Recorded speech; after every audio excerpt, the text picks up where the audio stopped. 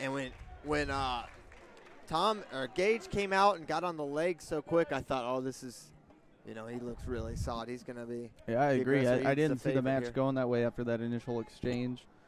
But, credit there to Landing. That was a great little comeback, not necessarily a comeback, but going from down 4-0 to the up 4-1, that swing really got him set in the right direction that match, and he utilized that. He got the big throw, got the takedown, got the turn, got another tilt.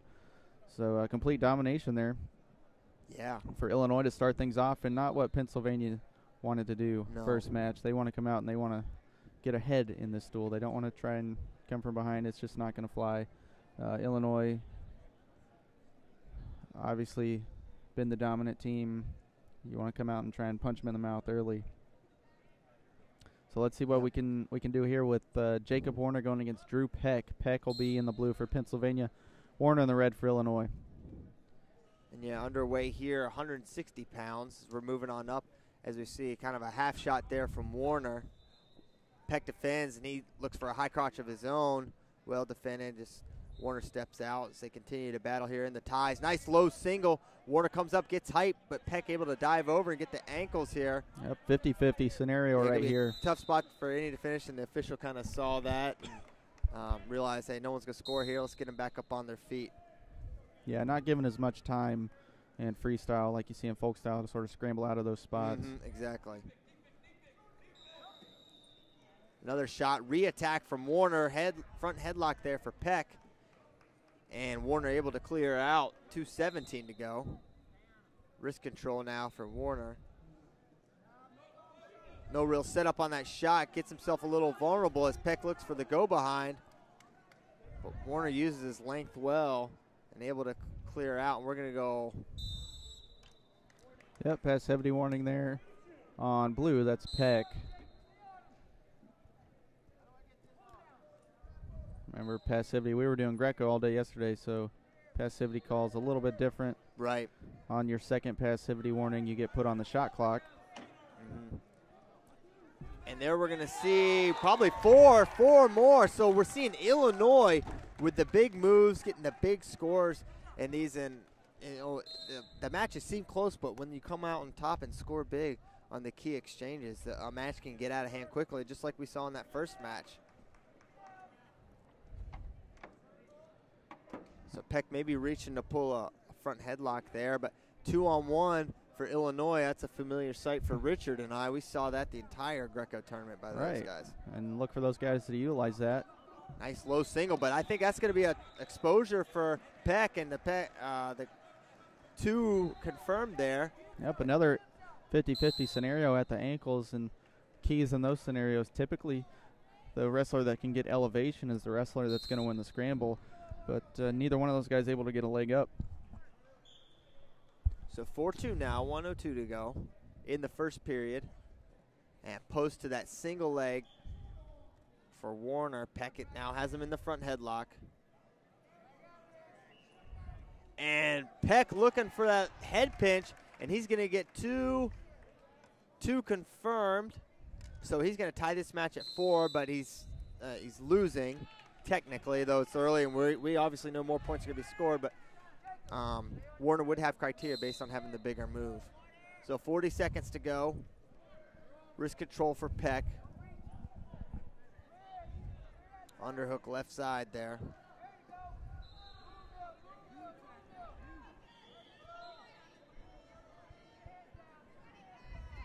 Battling in the ties. Warner taking ground, hoping to get a push out, and gets it. So he'll take the lead. 5-4 now, 20 seconds to go.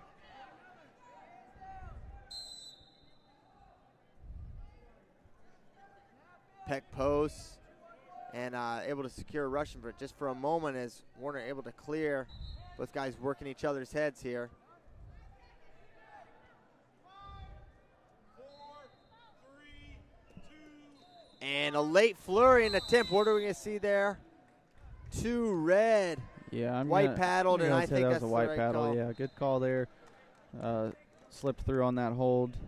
That one not as tight as the one he hit before earlier in the match, and that one even appeared like he might get caught on his back, but he had a late flurry there. Yeah, literally in the closing second, I guess he thought, what the heck, I can give it a shot, maybe, maybe not. And, you know, he ultimately doesn't pay for it, so it's going to be Warner up 5-4 as we head into the second period. So a lot of action early there. They're going to dry him off a little more. And he's back out there.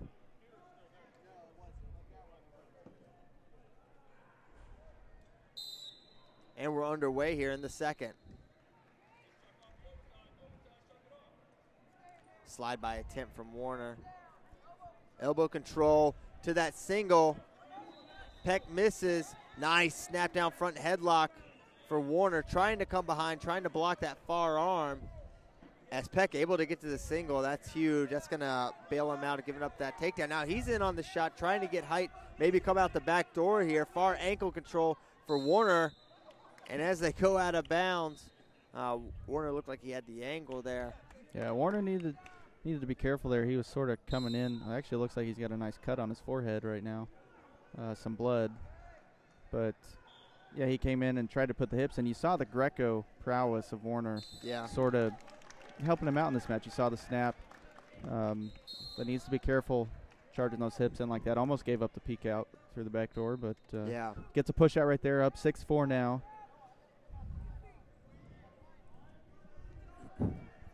And I like the pace Warner's had here in the second period. He seems to have turned it up a notch and tightened things up a bit. Yeah, he does. Tightened it up. And another push out there for Warner makes it 7-4. And it's been all Warner in the first minute of the second period. He's really working on the head, maybe wearing Peck down a little bit. Yeah, and you know, these guys have been wrestling literally 4 days in a row. Most of them did Greco.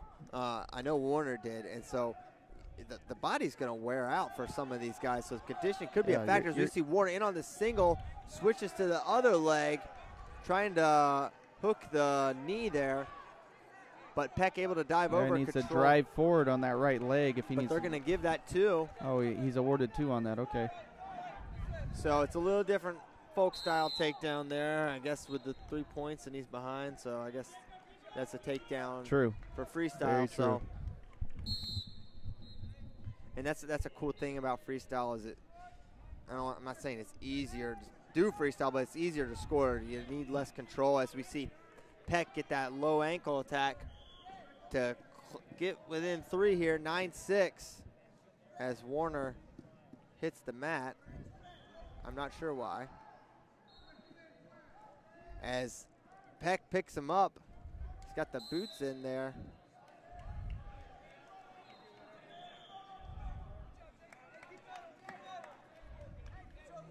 So 9-6, 53 to go.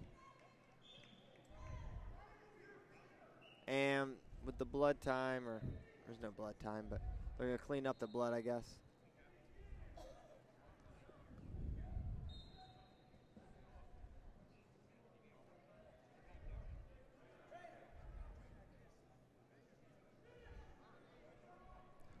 I mean, I thought I saw some blood on him earlier.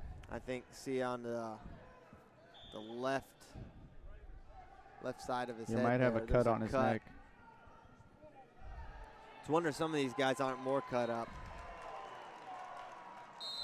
And we're back to action here. 52 to go. Clock's not run. There we go. Oh, nice low takedown there. Single there. Peck still working. Might have seen that almost takedown there. The 1 point the for judge the is near asking for takedown. it. And they're just going 2 Yeah, red. near takedown not awarded. I thought it was pretty close. Yeah, to that. I thought that was kind of the textbook. It was pretty close. That's a tough thing to award. It was just a split second he might have had exactly. You know, that's maybe the one thing I dislike. There's a lot of ambiguity. Absolutely. As far as what's called the perfect there. word for it. You know, well, it's tough. Yeah. You know, it's tough for the wrestlers and the officials. Mm-hmm. And with 17 seconds to go, Peck's got to open up here as they both look at the clock.